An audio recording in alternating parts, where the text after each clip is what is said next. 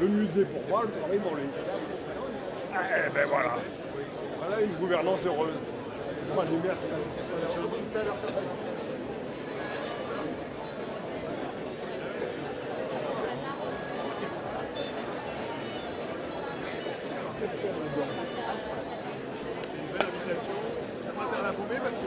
Sinon, je reste à la porte. C'est ça, voilà. Et puis, il faut se trimballer avec ce gros machin là. Peut-être avoir que le rose, peut-être. Oui. Ils l'ont loué. J'aurais été aujourd'hui parce que comme j'étais à Singapour, je suis venu à Paris et. Ça, je vais le garder pour pas l'abîmer. Il est même prendre que le rose. Le rose, c'est pas. Bonjour. Ça va bien? C'est l'invitation pour le guillot. Oui, c'est ça, c'est ça. C'est même dans les CL. Comment il s'appelle?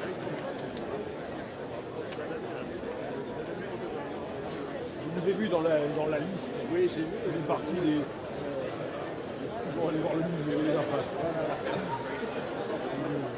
L'après-midi chargé de. Je suis le président d'Orano, Claude Morin. Orano, ça veut dire quelque chose. Voilà, c'est le nouveau nom de l'Areva. Une chose très sérieuse, très stratégique et très sérieux. Très sérieux. Bon, bah. Non, en fait, moi, je suis président de l'exécutif. D'accord. T'es en mode de sur ta cam? T'es en mode de sur ta cam? T'es en auto sur la cam? Non, c'est le directoire. On est président du directoire. On va arriver à une déficit, là, en 2015. On est revenu à une forme. Ta caméra, je sais pas, comment ça passe? Et à ce moment-là, je suis rentré comme administrateur indépendant. Moi, j'étais toute ma carrière, je suis fondateur. Quand j'étais à la retraite, le président du parti, c'était un peu de ça vous a été envoyé normalement par l'officiel. Oui. Voilà, c'est une information que je viens d'avoir. C'est important d'avoir le carton physique. C'est mieux. Oui. Là, normalement, vous êtes sur les listes. Vous pouvez le faire, mais. J'ai un email. De Neuneu ou de Londres? Oui, ça c'est moi qui vous ai envoyé le mail quand vous êtes venu, mais normalement ils vont vous envoyer le carton. Moi, j'ai pas reçu personne. Oui, parce que c'est nous qui les avons. Tant mieux. On a reçu un email de City of London. Normalement, oui, vous avez dû recevoir un mail de City of London.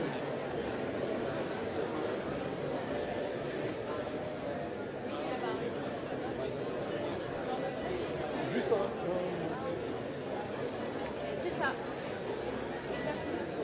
pensez-vous qu'il faut avoir les deux ou ça uniquement? Parce que ça, c'est le milieu avec Je sais bien, mais hier ils nous ont demandé pour le Windsor de prendre les cartons qui n'ont pas été utiles, mais si vous ne les prenez pas et qu'ils voulaient non. Allez, on les trimballe. C'est dommage, on va l'abîmer, mais c'est un collector. Ah bah faut pas le plier. Faut le tenir à la main. Exact. Alors je peux pas vous dire que je vous le prends parce que hier j'ai dit aux invités que je leur prendrais leur carton une fois qu'on s'est passé, mais on ne va pas laisser rentrer dans Windsor. Donc je ne peux pas récupérer les cartons.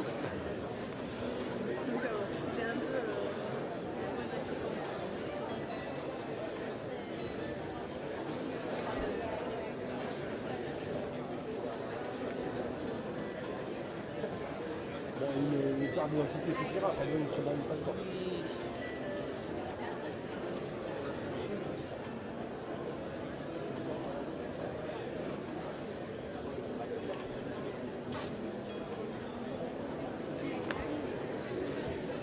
Oui, mais putain, mais foutez-moi la paix là.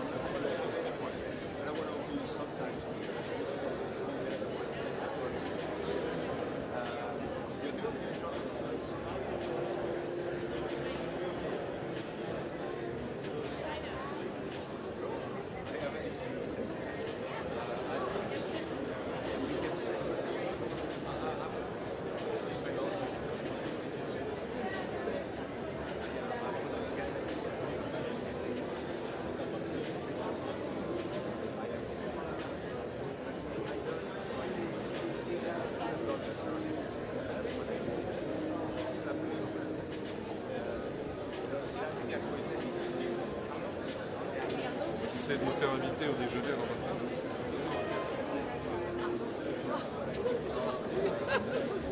Désolée, mais là comme ça.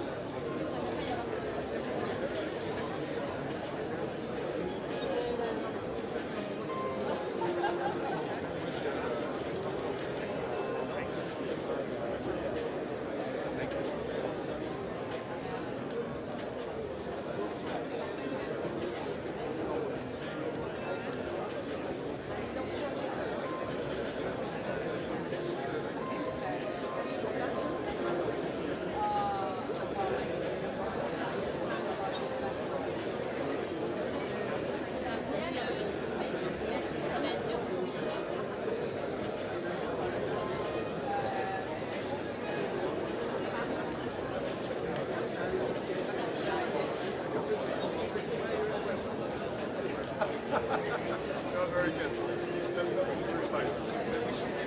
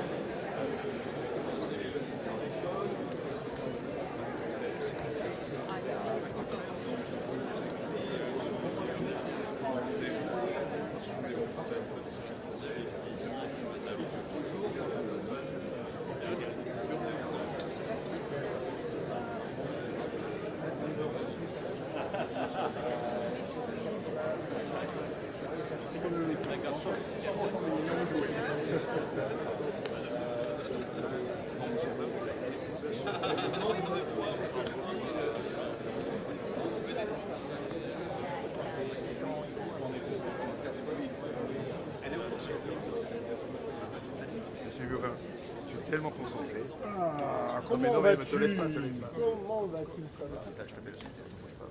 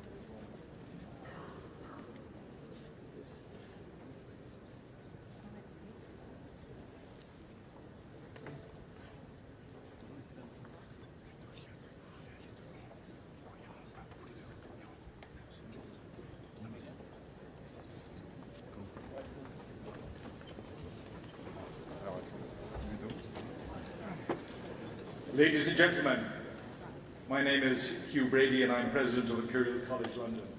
It's my great pleasure to welcome you to Imperial for this celebration of UK-French collaboration in AI and technology. It's a tremendous honour to welcome His Excellency the President of the French Republic to our campus. I'm also delighted to welcome Minister Shabazz from the French Government, Ministers Keir and Clark from the UK Government, and two global in AI research and entrepreneurship, and Arthur Lynch. President Macron, we are located in what is known as Albertopolis, which is named for Prince Albert, who in the 1850s used the proceeds of the Great Exhibition in Hyde Park to create what is now, or what was then arguably one of the world's first innovation districts. The precinct is also affectionately known by many as the French Quarter of London because of the large French community and educational and cultural institutions near us. I should add that Imperial's new White City Deep Tech campus, which is just a few miles from here, sits on the site of the UK-France Exhibition of Science, Arts and Industry in 1908, held in 1908, which was the first collaborative international exhibition hosted by our two nations and which attracted over 8 million visitors. Mr. President, Imperial is somewhat unique among the world's top-ranked universities by virtue of our focus on science, technology, engineering, medicine and business, so-called STEM-B. Our founding mission, and I quote, was to be useful, which I think was a wonderful understatement of everything that Imperial has and continues to achieve through its education, its research, its innovation, and its entrepreneurial activities. Every day our students, our staff and our partners come together to interrogate the forces that shape our world, and we use that knowledge to tackle the biggest challenges facing humanity. Mr. President, we warmly welcome your leadership, along with that of Prime Minister Starmer, in championing science and technology collaboration through this UK-France summit. At Imperial we're very proud of our long history of collaboration with France, and we're acutely aware that it's only by combining our research capabilities and by closer collaboration with other European and international partners that we come close to the scale and impact of the very big research ecosystems of USA and China. We are especially proud of our deep bilateral partnership with CNRS, and here I should acknowledge the invaluable support of the CNRS Chair and CEO, and indeed my good friend Antoine Petit, who joins us here today. We're delighted that today's event also marks the launch of the Imperial CNRS Ayrton Blériot Engineering Lab, shortened to ABLE. The lab is named for the British physicist Hertha Ayrton, who the first woman elected to the Institution of Electrical Engineers, and French aviator Louis Blériot, who made the first successful flight, of course, across the English Channel in 1909. And fittingly, this international research lab is designed to harness the power of AI, of emerging technologies and of engineering to tackle the grand challenges of sustainability and resilience. As you, Mr. President, and Prime Minister Starmer have highlighted, AI has the potential to transform our economies and our societies for the better. So we're especially pleased, as an institution that hosts over 500 AI researchers, and indeed recently launched a new school of convergent science focused on human and artificial intelligence. We're particularly pleased to be hosting this AI and tech discussion today. I'm looking forward to what I know will be a hugely insightful discussion. And it's first my pleasure to hand over to another very strong advocate for the potential of AI, Dr. Peter Keir, Secretary of State for Science, Innovation and Technology. Peter.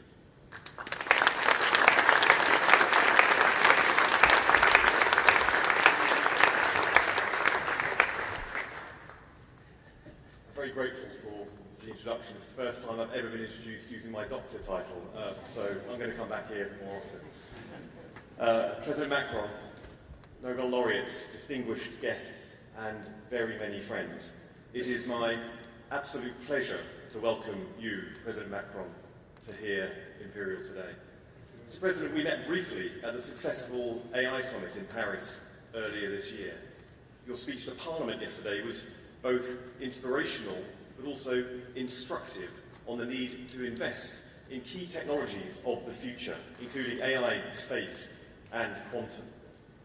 The UK and France are Europe's two leading tech and AI nations. Our collaborations and cooperation, our indeed friendship, strengthens our mutual endeavour.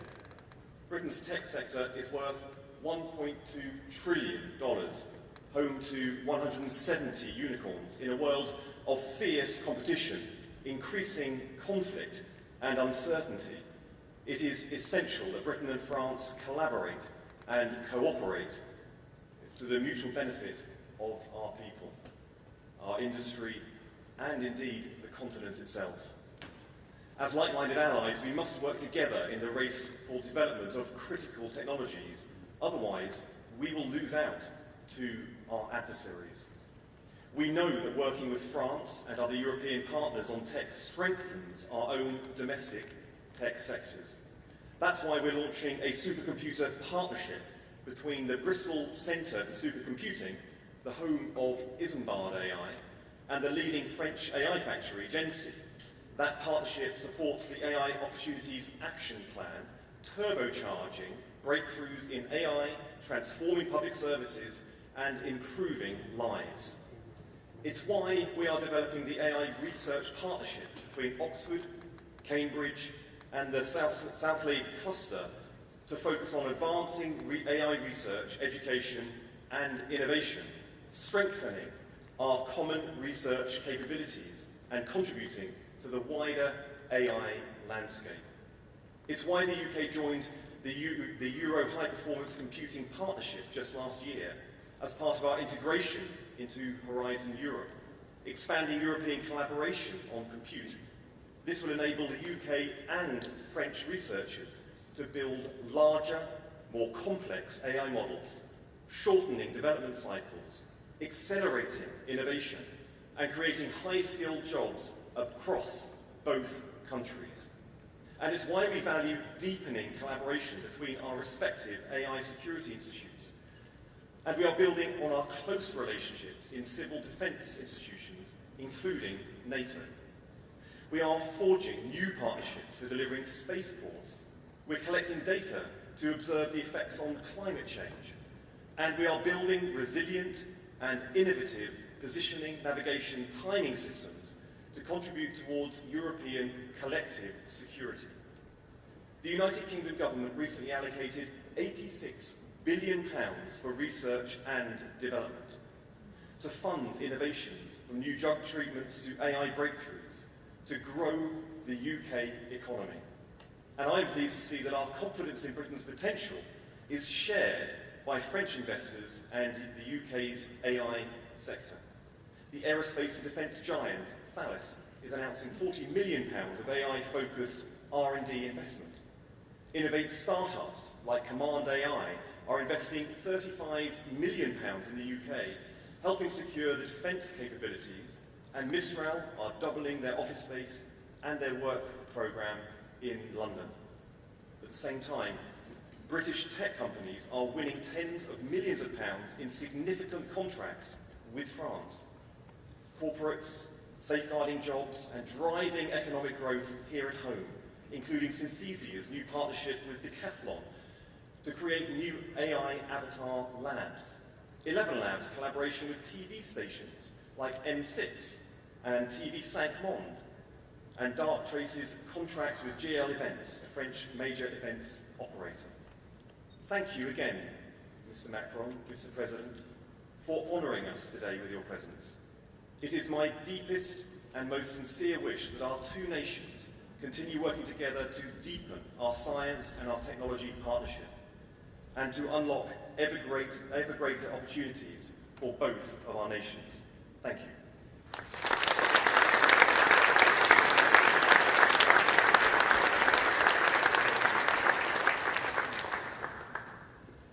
Welcome again, ladies and gentlemen, to Imperial for today's event. It's my great pleasure to host the next discussion between some of our greatest deep tech founders from the UK and France, and also with His Excellency Emmanuel Macron, President of the French Republic. But I'll start by inviting Arthur Mensch, CEO and founder of Mistral AI, to join me.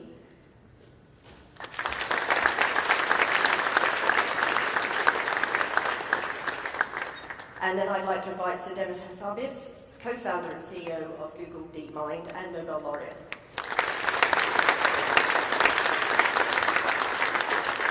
And of course, it's my great honour now to invite His Excellency Emmanuel Macron to join us on stage.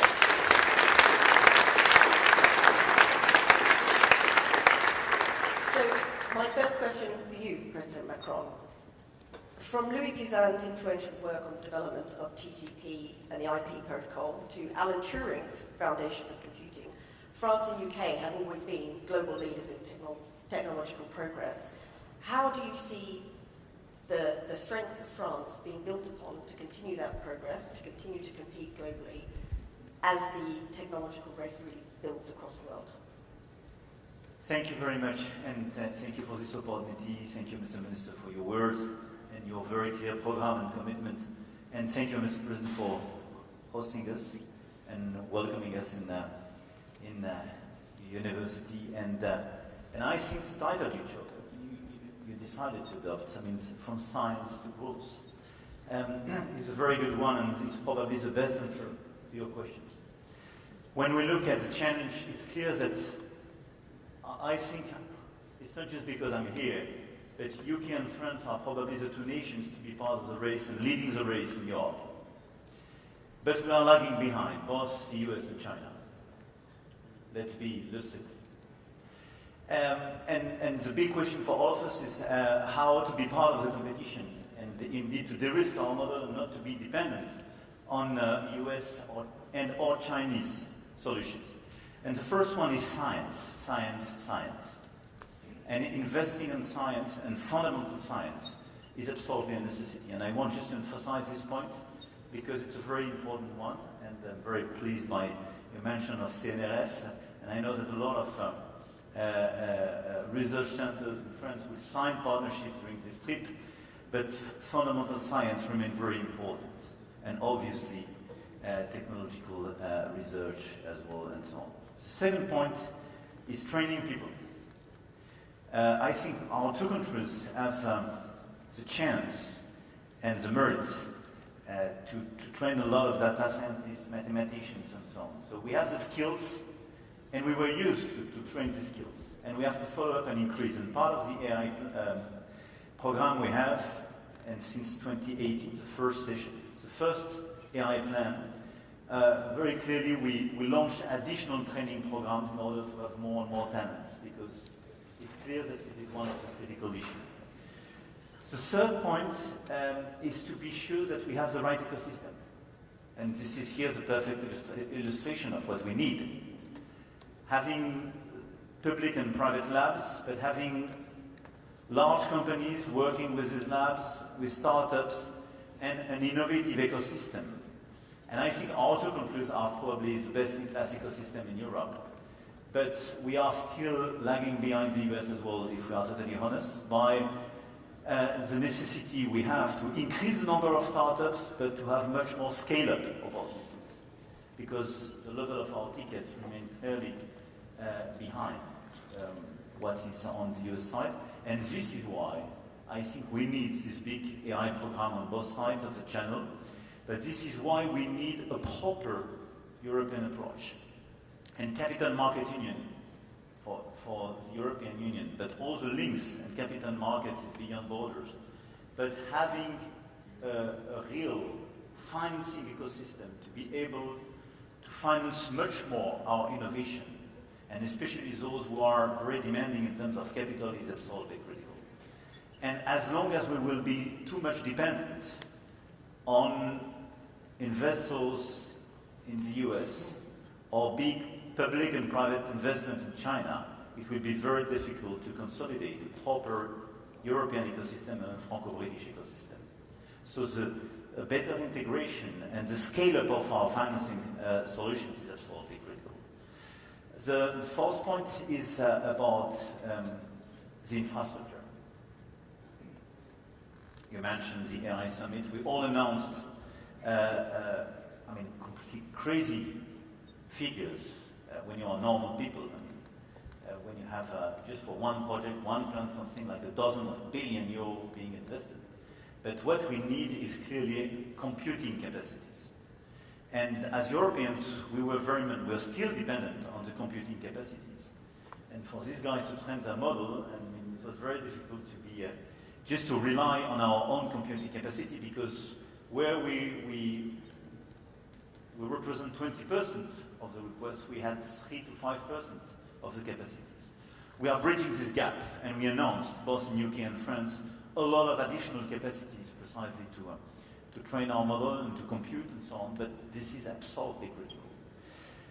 It will be impossible to completely kill our dependencies on this track. Why? Because when we speak about this infrastructure, you need to have the packaging of the chips in order to build the AI factories. So we are building AI factories, we are investing, we are attracting investors, but the packaging is for more than 80% of the market made by NVIDIA. So this is why we are attracting NVIDIA, and we signed a great partnership between Mistral AI and NVIDIA. So we go upstream. And after that, when you look at the chips, you need Foxconn or TSMC, but very few Taiwanese companies. So we have to work with these companies to de-risk our model, otherwise we will remain totally dependent on them.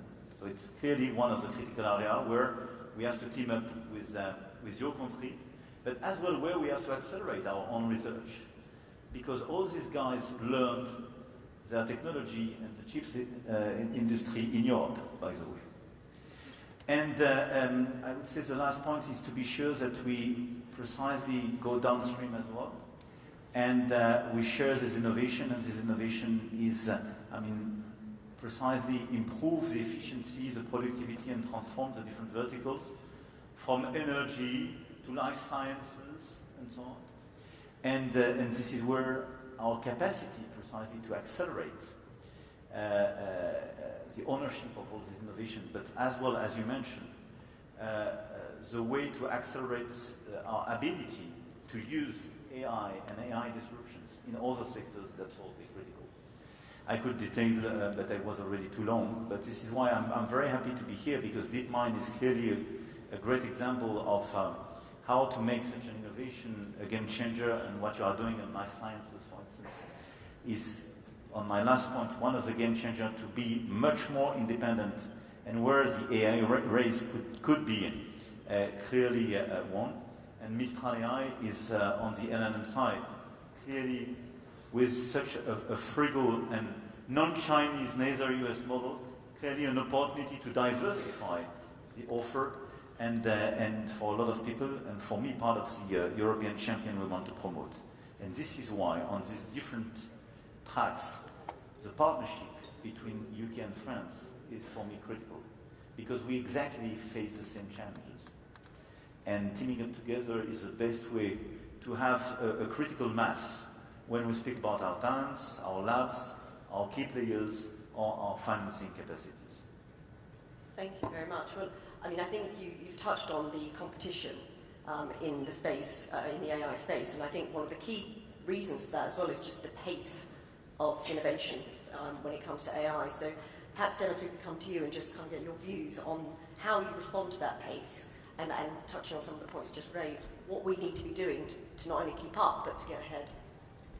Well, it's a very exciting time right now in AI, of course. The pace of progress has been incredible. But it's also a very serious moment. I think we're a very decisive moment. I've been working on AI for 20 plus years now. DeepMind was started more than 15 years ago. Almost nobody was working on AI then. Now the whole world is working on it. And we've always believed that it's going to be the most transformative technology perhaps humanity will ever invent. So how we build it, what the decisions we make, the leaders in this field and the governments in this field make now is going to be decisive about how this goes. And I'm very excited about applying AI to science and using it to accelerate scientific discovery in medicine. That's why I spent my whole career working on AI. And we're making great progress on that front. But it's a dual-use technology, and there are risks too. And I think, I'd love to see more dialogue at the international level about agreeing things like minimum standards for how we want these AI systems to work. And I've been saying for a long time, and talking with President Macron for a long time, maybe even 10 years ago now, about if you want to influence how this debate goes on the global scale, you have to also be in the lead technically, to have a seat at the table. And I think the UK and France and a few other like-minded countries, perhaps like Canada and Switzerland, I think if we band together with the same values, we can form a counterweight to the two global superpowers and influence the debate at the global stage. And I think that's very important to have that voice, given that this technology is going to affect everyone in the world. Thank you very much. Arthur, if I could come to you on a similar point again, addressing this idea that the pace of innovation is something that is both a challenge and an opportunity, and how you at Mistral AI think about that and respond to that. Well, one of the premises of starting Mistral AI has been to commit to open science and bring open source models to the world. And it's interesting to note that we actually started the company as a French and British company, as we incorporated the two companies almost at the same time. We had a workforce here very quickly. And to Demi's point, we need, as countries, to have a seat at the table to innovate. If you don't innovate, you're down to regulating, and then it's a little less interesting, and you have less of a say in how we use the technology. And so our approach there is to leverage the power of the two countries when it comes to training people and to have great scientists.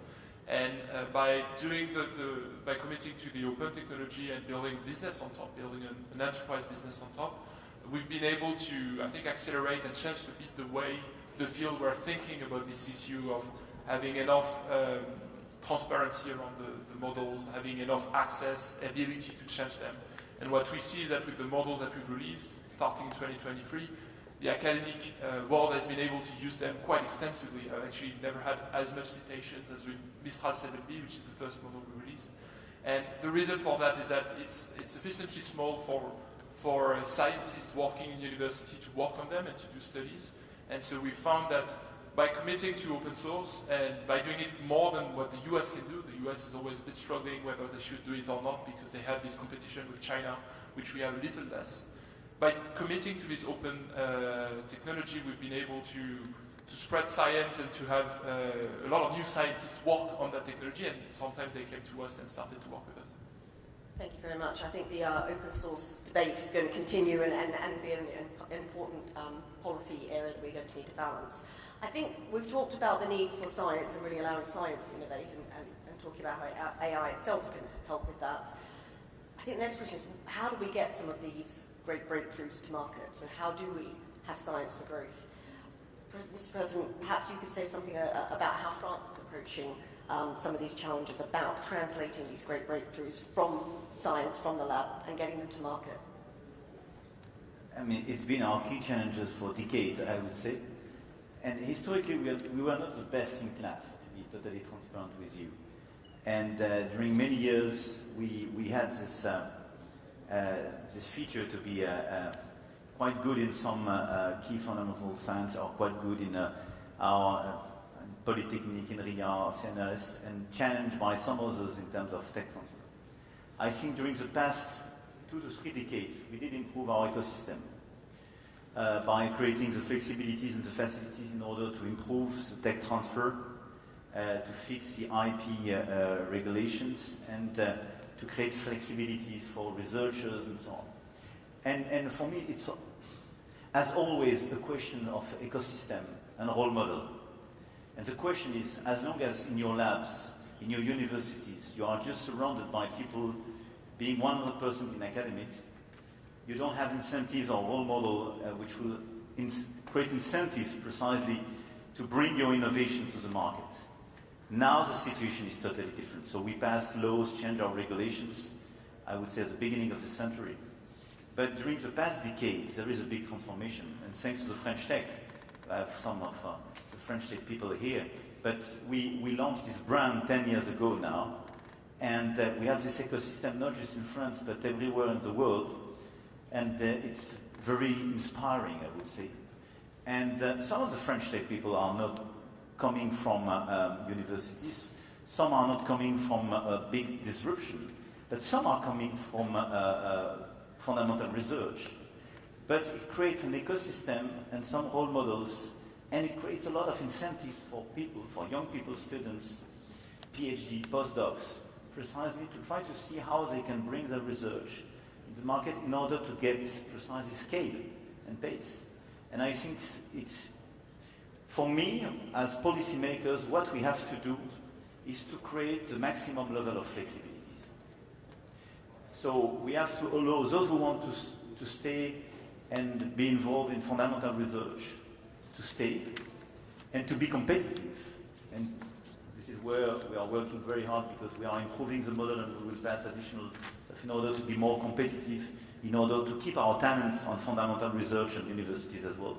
But we have to create flexibilities to allow them who want precisely to exit in a certain way, or launch a startup, or launch a contract with the private sector, to transform what is fundamental research in an innovation, a company, and I hope tomorrow a large company. So we did improve the ecosystem, we are still improving it. My second point is clearly about financing. I already mentioned it, but I think this is a game changer. And this is why what was done during the past few years with QTI and some others, because we had private financiers launching precisely some additional things. We had this TB fund, and we tried to accelerate the funding in innovation is as well critical.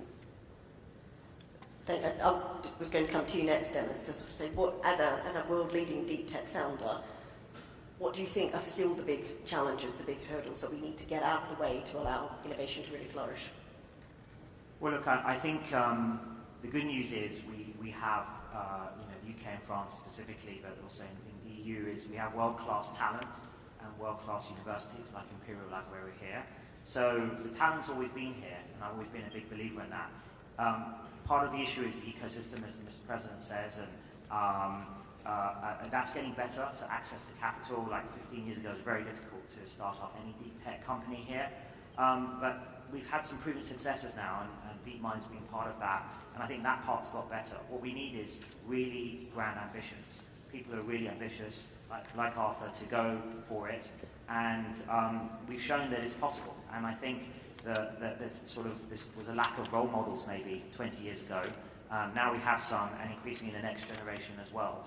And we're very proud of Arthur's success as ex-DeepMind person and a prodigy of ours. And I think that it just takes a few success stories to start building an ecosystem. That's how Silicon Valley started, and then you reinvest, those entrepreneurs mentor others and reinvest, and you get critical mass. And I think now Paris and London especially have that critical mass, and we've got to build on it, and with government support, I think we can really make amazing progress in the next 10 years.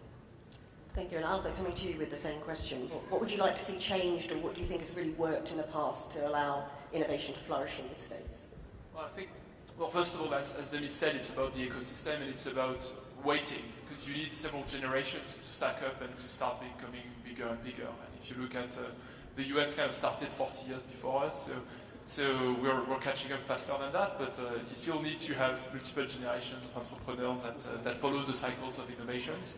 I think in the field that we're talking about, which is AI today, a very big specificity that this is both a deep tech field, where we still need to heavily invest to solve problems that are fundamental and very hard to solve, but it's also like a very good business at that point, because the current technology is already extremely useful to drive productivity and to drive growth within enterprises. And so that's both an opportunity and a challenge for us, because on one side we need to continue to invest on deep tech and to remain competitive and to invent new technology. And on the other side, we need to take the current technology and turn it into a product and solutions that are delivering value to enterprises. And so we need to think about it from first principles, but the good thing is that it also allows to have new sources of financing, because there's growth involved. What that means is that there's a meaningful business model, and it justifies doing these deep tech investments in AI, which maybe 15 years ago were a little harder to justify. And so in a way, the field of AI has moved to something that is quite comparable to biotech, where you invest a lot and you also have a business model down the line. So that's a great opportunity. That also creates a lot of competition, because obviously you have multiple companies that are doing both a business and technology. And so that's why we're seeing that acceleration in progress today. Thank you very much. And I think what's very clear to me is there's a lot of common challenges and opportunities across both France and the UK, and a lot of the suggestions that are coming from the panel are the sorts of interventions the UK government has been making to address some of these challenges. I'd like to sort of move a bit to recognising that AI is really a cross-border technology. It's a global technology, and Mr. President, I'd be interested in your views as to how Europe approaches building a sort of innovation ecosystem and unlocks the potential of AI, referring back a little bit to your comments earlier about the other countries who we're competing against in this space. No, I totally agree with you. This is clearly a cross-border innovation, and it's not just, I mean, AI cannot be seen as an economic sector. This is a big transformation which will impact all the potential sectors by itself, and is a change in depth of the economic structure, and by the nexus with different sectors like life sciences, energy and so on, clearly will guide us to a breakthrough innovation. So there is no other way than looking at AI as a global trend. The problem when you look, and it has what we have to preserve, because it's very important to preserve the global approach, because this is the most efficient way to deal with our key issues. And if we want to fix our energy challenges, our life science challenges, we have to bring all the potential brains and innovations all together at a global scale. The difficulty is we are facing some exclusivity of in some key pillars or key blocks of the value chain. And this is where we have, I mentioned that yesterday in my speech at Westminster, but I spoke about de-risking, but it's exactly what is at stake. I don't want to decouple Europe and European perspective with the rest of the world. It doesn't make sense. But just, we should look very lucidly at the world which is ours today. Are we sure that all the countries in this world will be super cooperative with us, and the day you have a breakthrough innovation, we'll say, okay, this is a global innovation, open science? No, I have no doubt. No doubt. Let's look at what will happen on the pharma companies in the days and weeks to come with our good US friends. Nobody 2 years ago would have imagined what is happening today on tariffs and trade. And if we are totally lucid, today we are too much dependent in terms of computing capacities. Too much. So clearly we have to work very hard. So we need to facilitate and clearly endorse the fact this is a global approach and this is a cross-border innovation trend. Yeah? But we have to de-risk ourselves on computing capacities, number one. We have to de-risk ourselves on chips, because we are too much dependent on some Taiwanese companies. And we have to build our own capacities on energy. I didn't mention that, but it's absolutely critical. We are good partners on energy with your country, and tomorrow in the summit we will revert on this critical issue. But if you don't produce on the long range low carbon, pilotable and competitive energy, you have no chance to be part of the race. Because having computing capacities in a data center is super demanding in terms of energy. And one of the big advantages we have in France is that in 2024, we exported 90 terawatt hour, largely based on the historical nuclear program.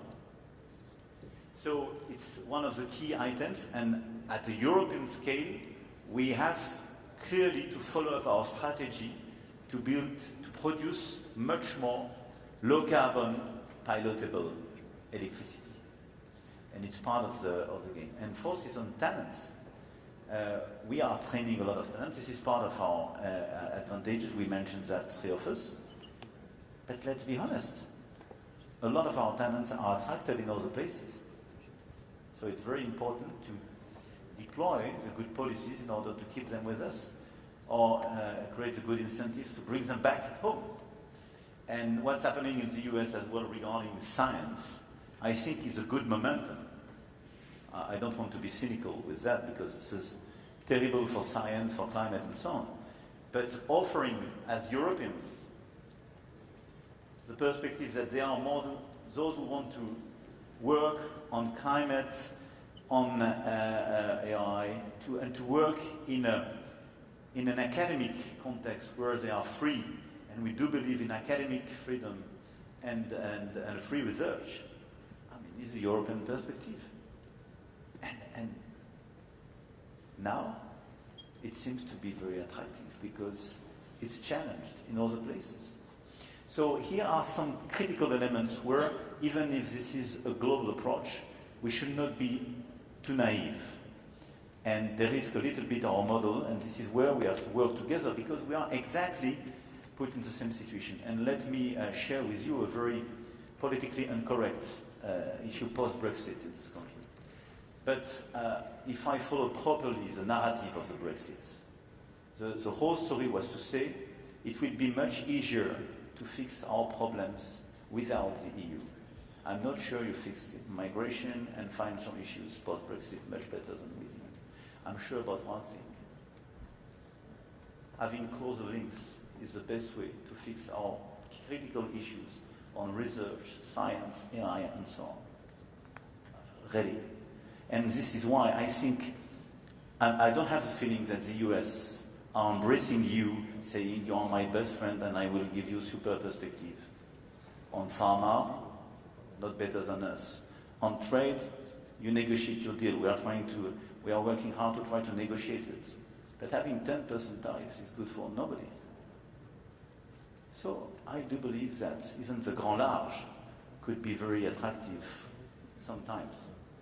I think close friends, just sharing the channel, and good old friends, being predictable and respectful, I think sometimes it's good as well for innovation.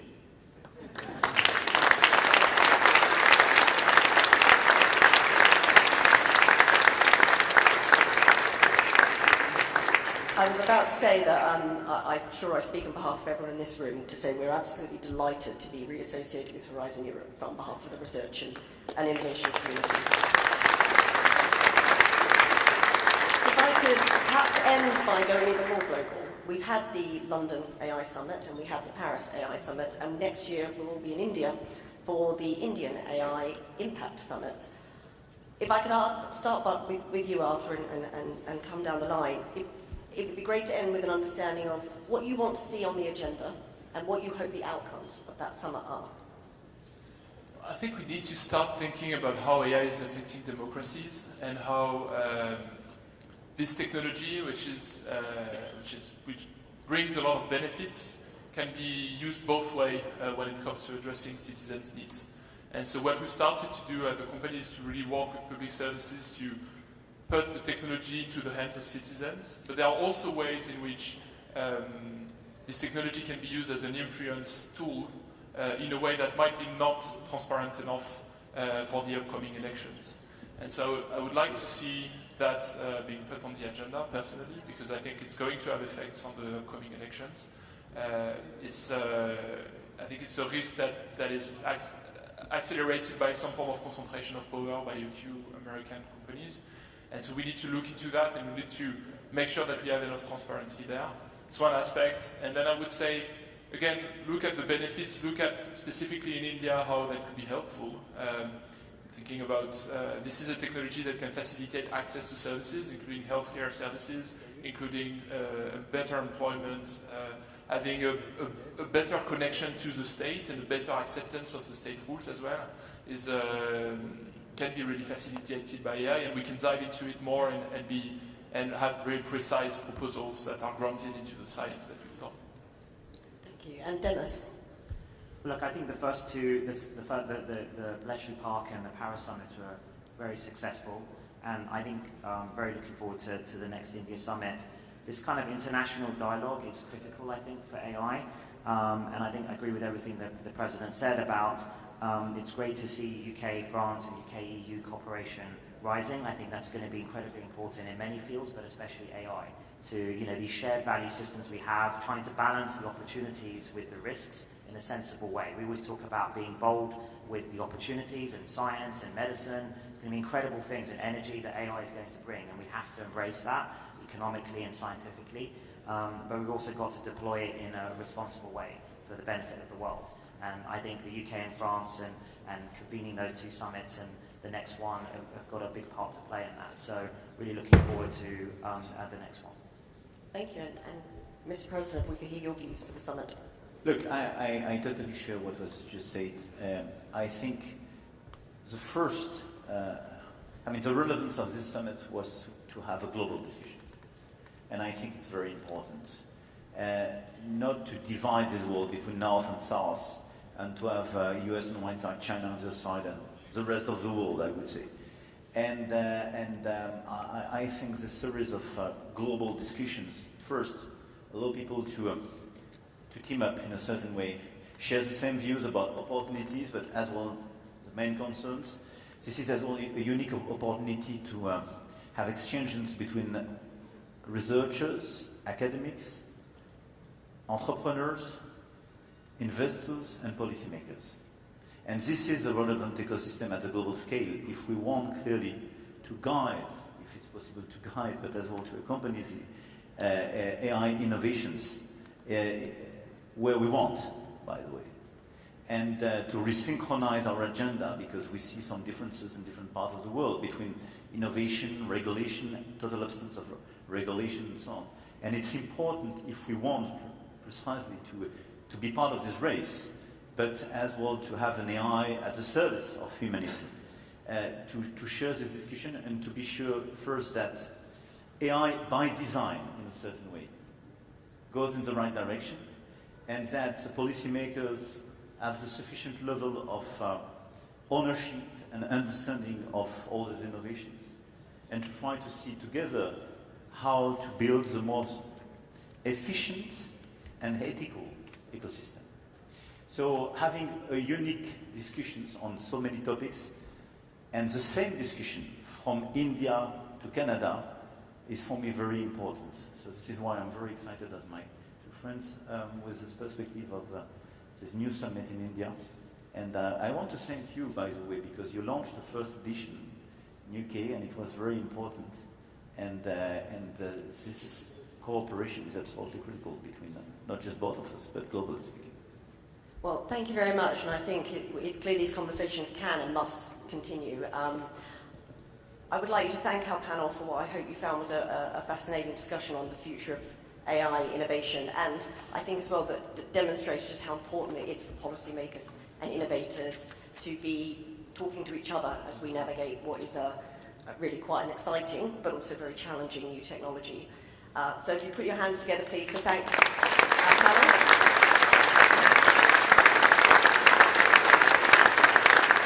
And if I could just ask everybody to remain in their seats just for a few minutes, and then we'll be allowing everyone to leave the venue. Thank you.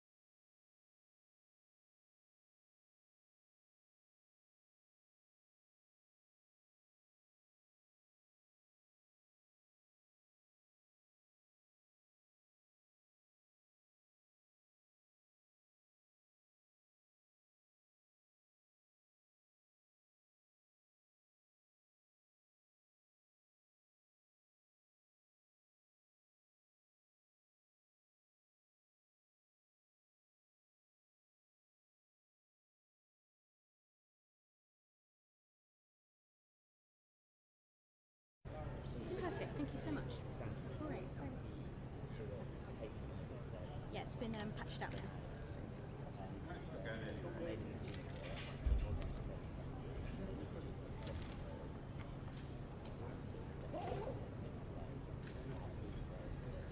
I'll just be around the corner.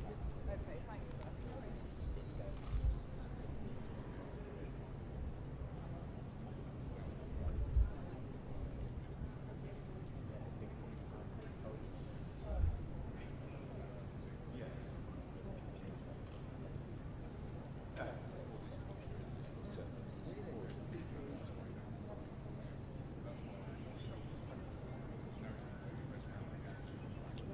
Yeah, but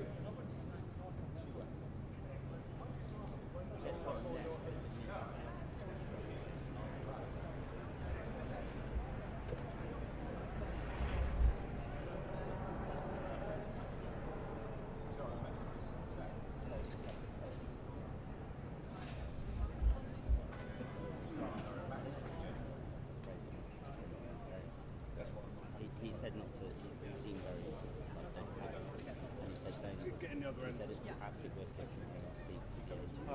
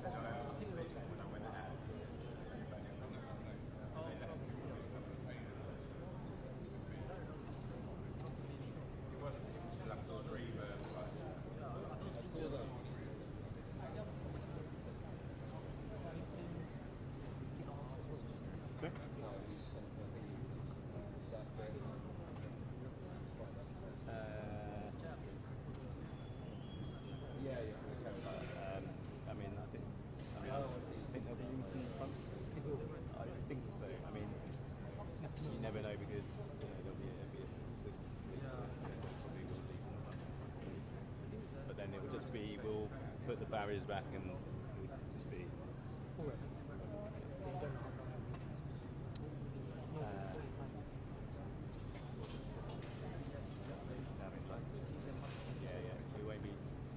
won't be.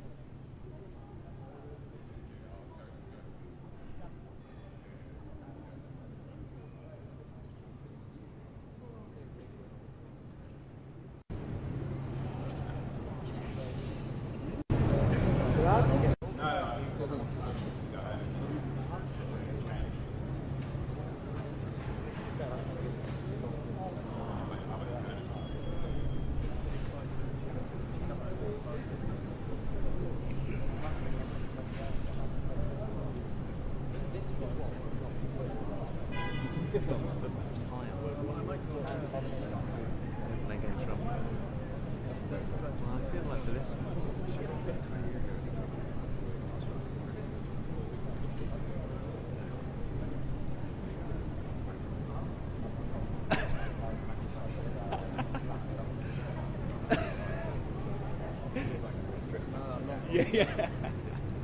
Was it like an elastic thing?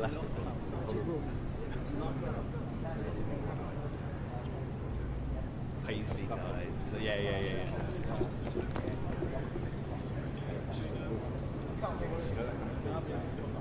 Yes. Yeah. Yes.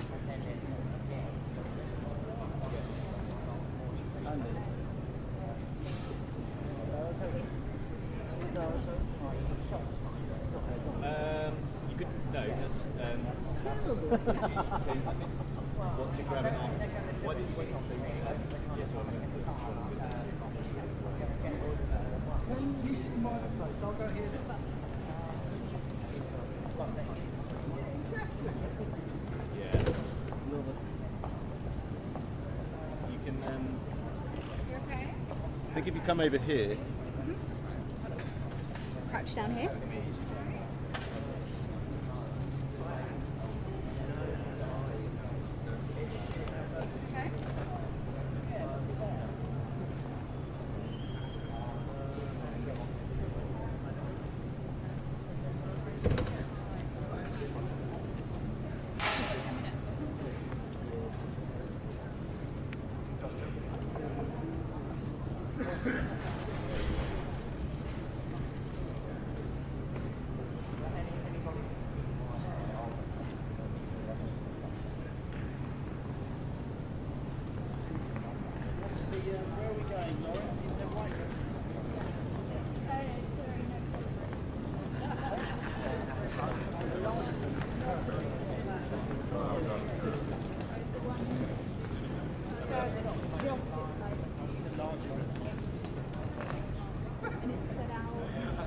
I'm not sure that's true. Well, So we're probably the same, maybe a little bit better. There's a bit.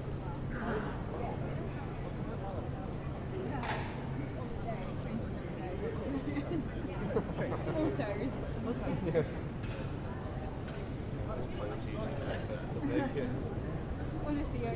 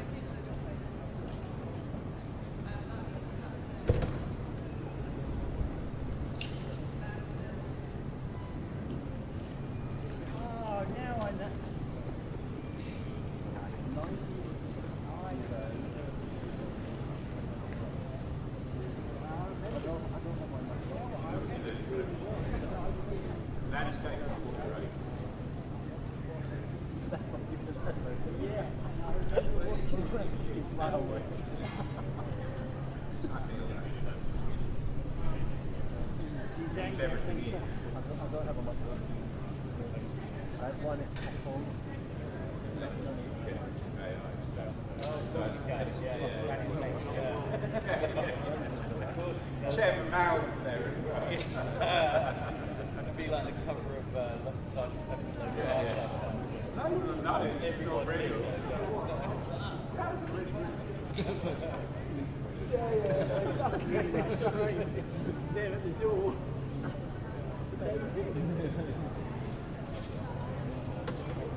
Well, no. Shaking hands at the door.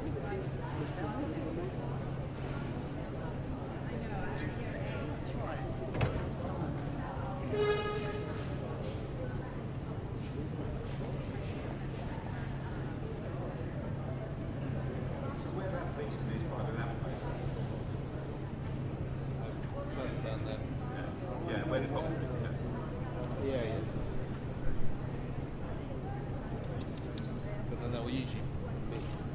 out. There'll probably like, a meet around. Yeah, exactly.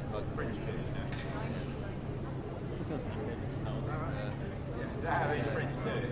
Yeah, well, Seen that to lady at the traffic except much they get until they get towards the middle. I'm not sure I want to manage to get with her. Oh, yeah. They've wound up on it. And then they reinstated lunchtime, they'll take 2 hours off. Yeah, glass of wine, siesta, exactly. You know what's going to happen? They're going to arrive about 2 minutes.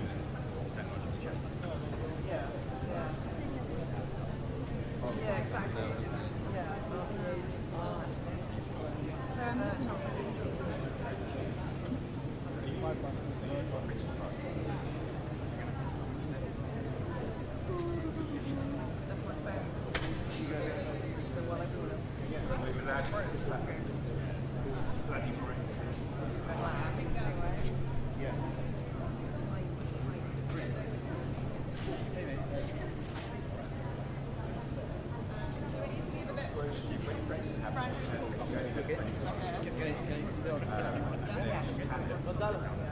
Hey, how you doing?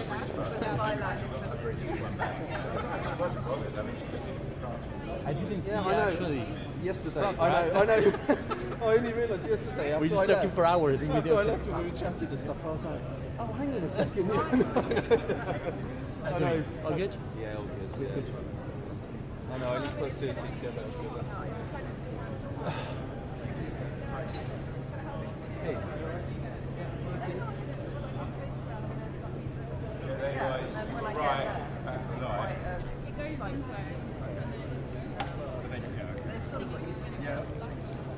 You guys are not live, right? Can I? Yeah, so I need to. Okay.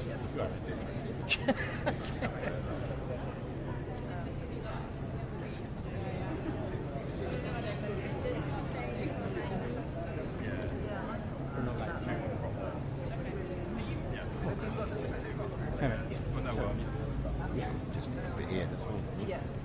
And he's white. It's going to be a thing. Yeah. Okay, I'm going to Okay, good luck. We'll see you. Where are you next? See you back here tomorrow? No, you're Yes, not. yes, yeah. I think I might be back here tomorrow, but I don't know. I'm not here. Oh, sorry. Sorry.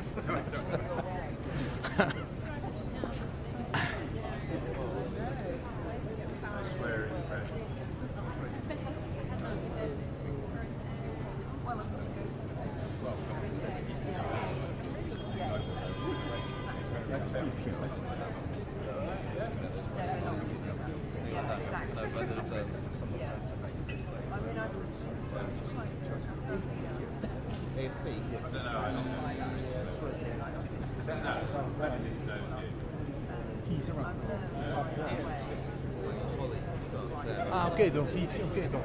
They were jumping. Okay, perfect. Yeah. No, nothing. I just wanted to make sure you were there, so I can move around for the pool thing. Okay. Okay.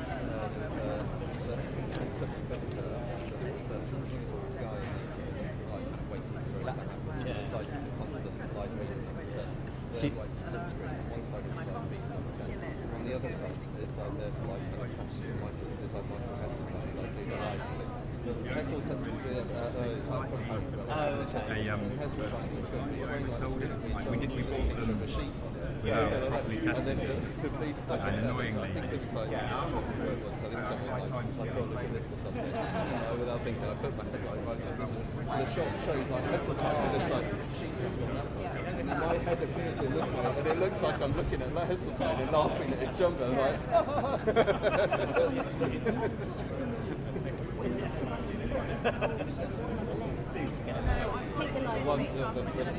the best kind of straight worst I ever I'm hoping there's like a second complete reset. But I'm going to leave the live view on the tripod. Yeah, cool. When you go in. Some kind of speech where you're on the street, you can do the thing like test it. So I went and just stood there to be the test one without thinking about it. In one hand, it's like the phone just checks the phone, and the other hand, I just lit tag and I was like smoking. I'm on the was standing there. It was obviously like running home, and just like up pops a message on my phone, and I just put it up. It's just like Christopher, you told me you should quit smoking. Ultimate bust. Yeah, that's like total bust.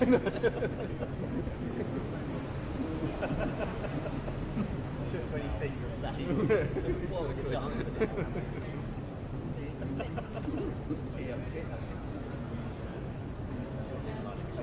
Yes, exactly. Yeah.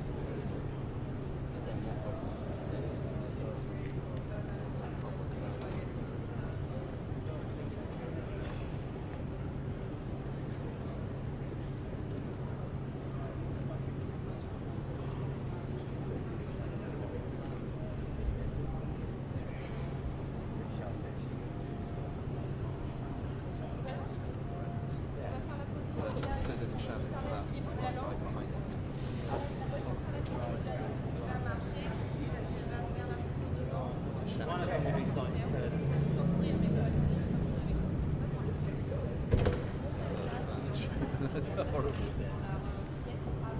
Pointing out back. I'll just send it silhouettes. Yeah, no.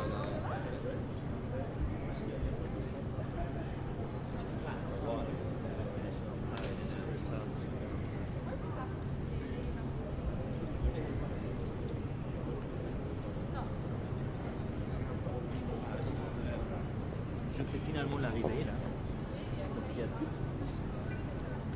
C'était l'arrivée qui a arrêté. 10 minutes.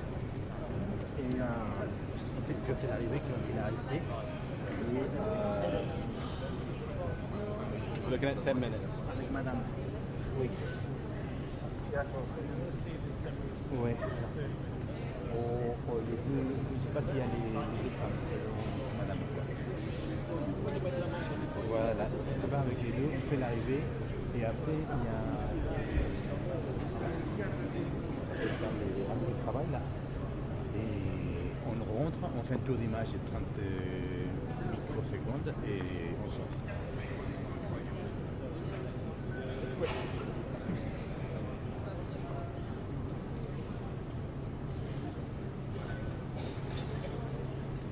En fait, ça c'est permis à la presse, donc on ne sait pas encore si on va le faire. C'est hors test, ça part. Donc je te tiens au courant, une fois qu'on termine l'entretien de travail là ici, je te tiens au courant. Ouais. Work meeting. I'm not sure whether they're going to start from the back. Yeah. See if I can find out. Non, il n'y a pas de blanche prévue là, on attaque direct la meeting quoi. Et il s'arrive à pied, en fait il les débauche un peu loin apparemment. Et donc en principe on devrait avoir Macron et madame qui arrivent à pied.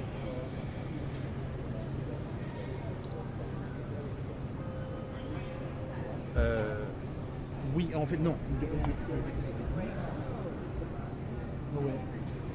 Oui, non, je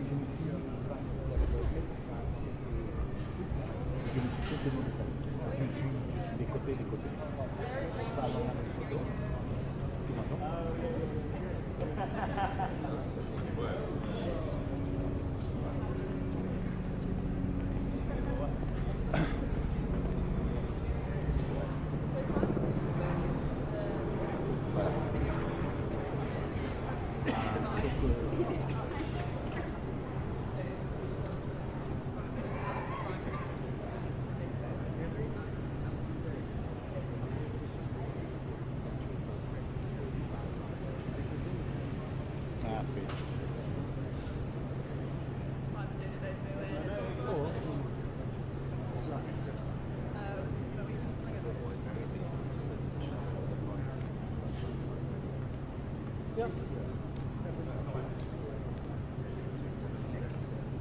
Basically, Simon.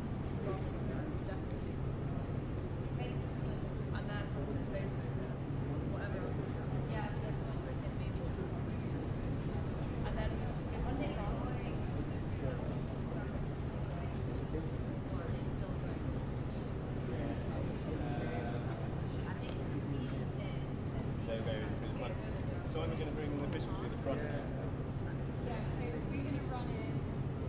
You and Elliot. How is he going?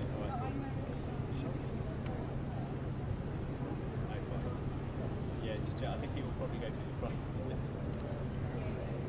Yeah, I think that's what they said, that they will go in the front before the.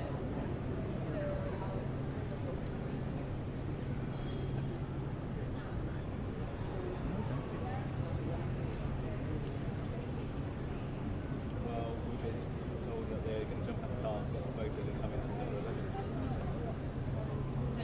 Simon might have different. Well, in advance for us, it's like 2 minutes. So she cannot be there. I mean, for her, it would be the same.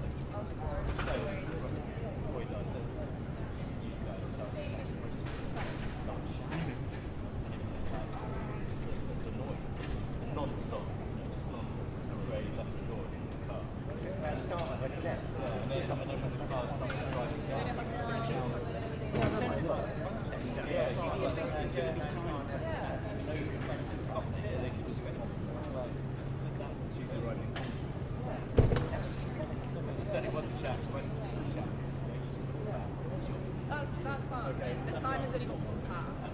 So she's got the second. People are running for the beginning. But it's there. We can give her that. She can either come with us or she's good.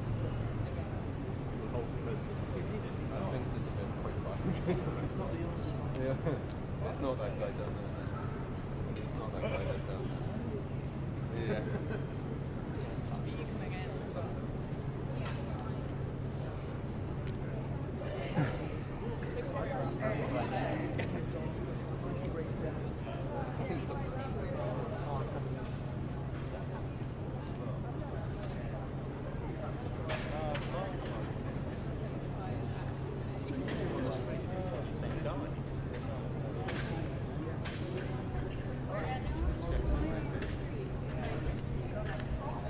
Hey. Est-ce que tu te baisses un petit Oui, peu? évidemment. Je vais You're going to go down? I'm going down. Yeah. Of course, yes. It's just he doesn't know at what time he's coming. Because I could see. No, I will get down there. Perfect. What's that?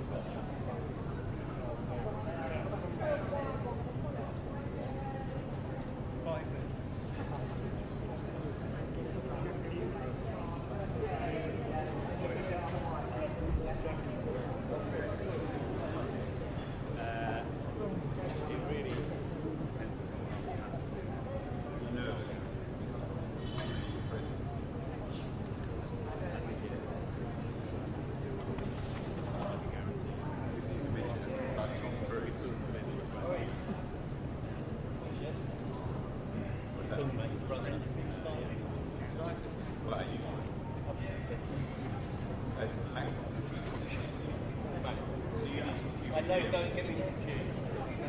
Well, with me, but not Tom Cruise.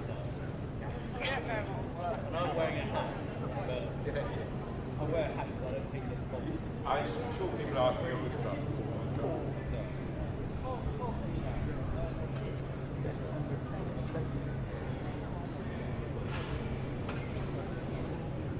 Well, there's a massive temperature added. Mark Huffman thinks it's that.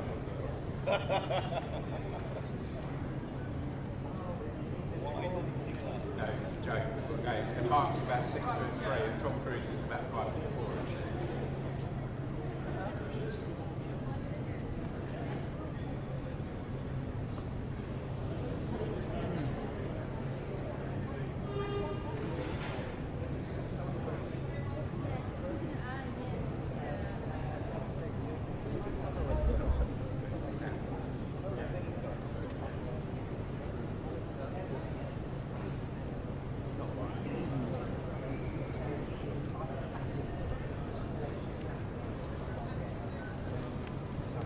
Yeah, they were 2 minutes away. 2 minutes? 2 minutes.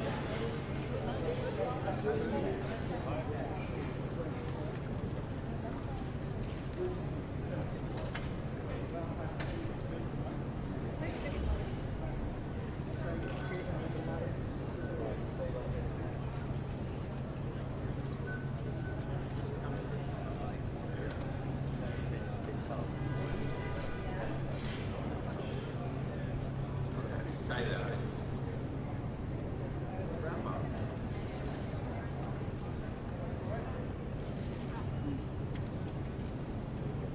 Oh yes, sorry, yeah. Yeah, no, it's incredible.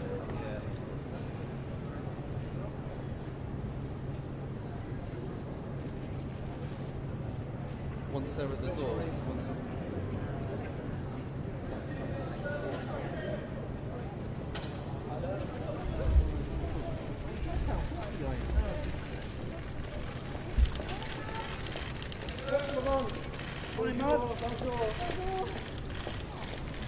Ça va bien?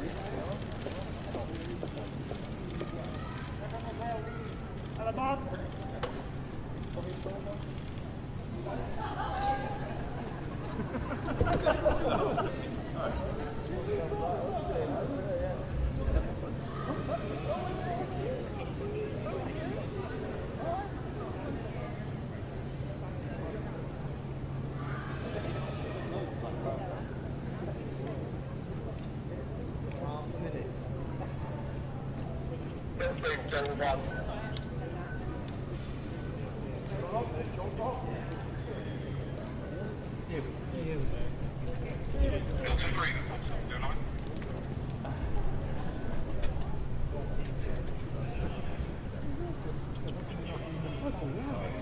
I think at the top of your head. Right, get him in now while the lights at the top of your head.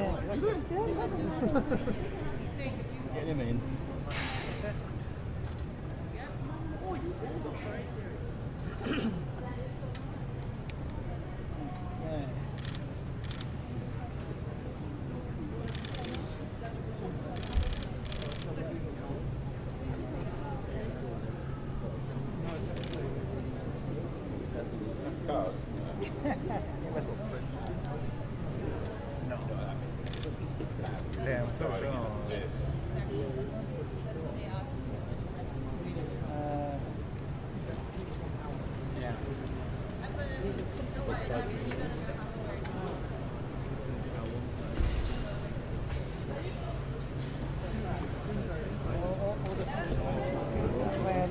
Yeah, thanks. Run! Run! Faster! Faster!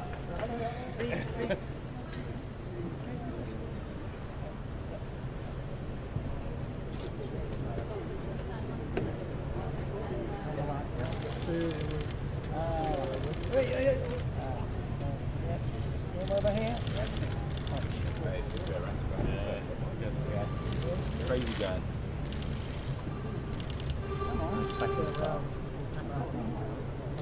Working out whether it's my old camera. It's the first start on the run. So remember, you meet with Starmer, that's how you